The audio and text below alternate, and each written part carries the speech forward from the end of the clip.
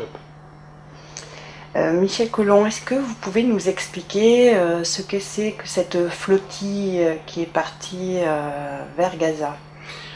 Ce sont des navires chargés qui ont pris la mission d'apporter de l'aide humanitaire. Il faut savoir qu'Israël impose un blocus illégal d'ailleurs en droit international. Il affame les gens de Gaza, il les prive de nourriture, de médicaments, de toutes les choses essentielles. Il leur rend la vie impossible. Et donc ce sont des gens de nombreux pays qui ont été très courageux en disant on ne va pas laisser tomber les Palestiniens, on va montrer qu'ils ne sont pas seuls.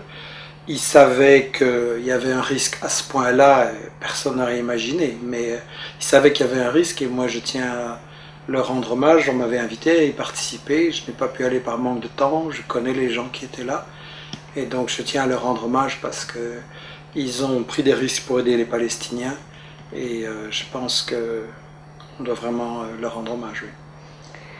Comment les Israéliens ont-ils pu faire cela? Quelles sont les raisons?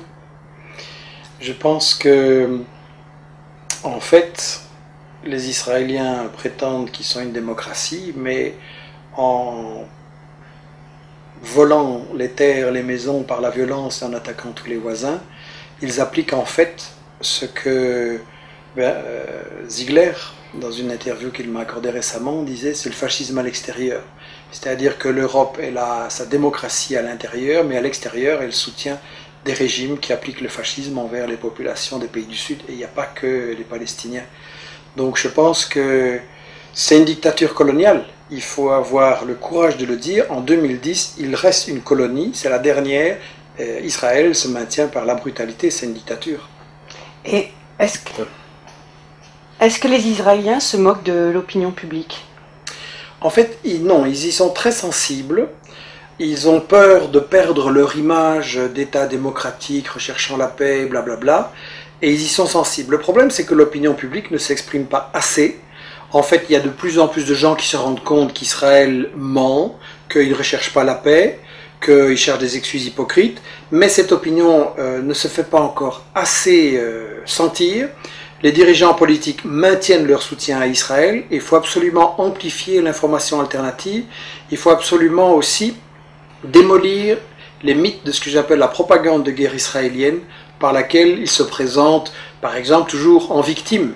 Dans ce cas-ci aussi, les navires de guerre attaquent des humanitaires et Israël a encore le culot de se présenter comme étant la victime et ses soldats en danger.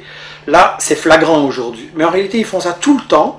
Et le problème, c'est que les médias n'ont pas répondu à ça. Les médias laissent passer en général. Israël se présente toujours en rôle de victime. Justement, le président français Nicolas Sarkozy a réagi ce midi en disant que la réaction des Israéliens avait été disproportionnée. Qu'en pensez-vous? Je suis scandalisé. Quand le président français dit que la réaction israélienne est disproportionnée, c'est un menteur. Parce qu'une réaction disproportionnée, ça veut dire une réaction qui est légitime, mais qui exagère.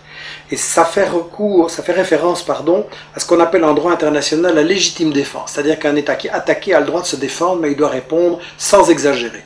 Et donc Sarkozy, aujourd'hui encore, maintient le mensonge que ce serait Israël qui serait agressé, qui devrait simplement réagir de façon modérée et correcte. C'est un menteur parce qu'en réalité c'est Israël qui depuis 60 ans vole les terres des Palestiniens, leur rend la vie impossible et en employant ce mot-là aujourd'hui, Sarkozy ment à son peuple et ment à l'opinion internationale. Ça ne m'étonne pas parce qu'en plus ses ministres aussi répercutent tous les mensonges qui sont favorables à Israël. Vous avez une ministre de l'Intérieur, Madame Alliot-Marie, qui a eu le culot d'encourager à faire un procès contre les personnes qui, en France, appellent à boycotter les produits illégaux d'Israël. Donc, en fait, il faudrait faire un procès à Madame Alliot-Marie, qui est censée faire respecter le droit, qui viole le droit international, qui vient en secours à Israël, qui bafoue toutes les résolutions de l'ONU, et ce gouvernement-là a encore le culot de se prétendre le défenseur du droit. Et qu'en est-il au niveau des médias?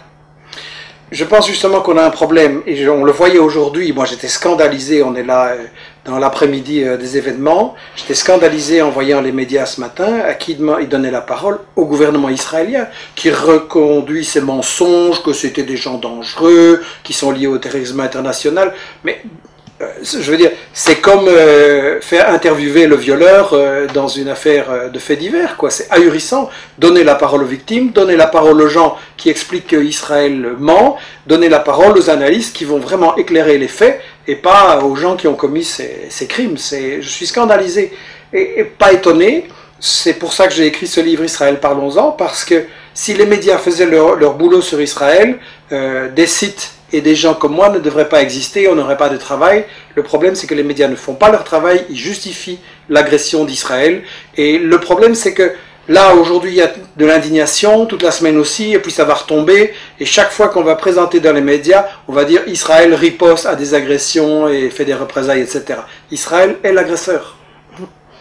Et suite à ce drame, qu'est-ce qui va se passer selon vous ?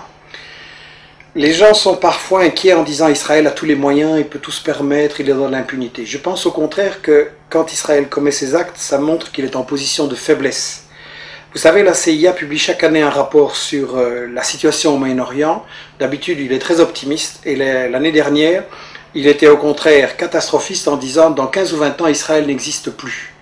Et tout simplement, ils se rendent compte qu'Israël, avec son arrogance, son agressivité, est en train de retourner l'opinion publique internationale contre eux et qu'ils vont se faire complètement isoler. Et si le monde arabe, il y a un peu moins de gouvernements traîtres et vendus aux États-Unis et un peu plus de gouvernements qui défendent les intérêts de leur population, qui veulent, comme Chavez, utiliser le pétrole, non pas pour enrichir les multinationales et enrichir quelques milliardaires, mais pour mettre fin à la pauvreté, donner l'éducation, les soins de santé, etc. à tout le monde, à ce moment-là, je pense que les choses vont pouvoir changer. Et je crois que ce qui est important, c'est de voir notre responsabilité à tous. L'information, c'est à nous à la faire, avec Internet, avec le travail que j'ai proposé, que tout le monde parle d'Israël et explique la vérité sur Israël. Et à ce moment-là, je pense que là, ça va enfin pouvoir s'arrêter et qu'on va enfin pouvoir imposer une solution de paix et de paix juste au Moyen-Orient.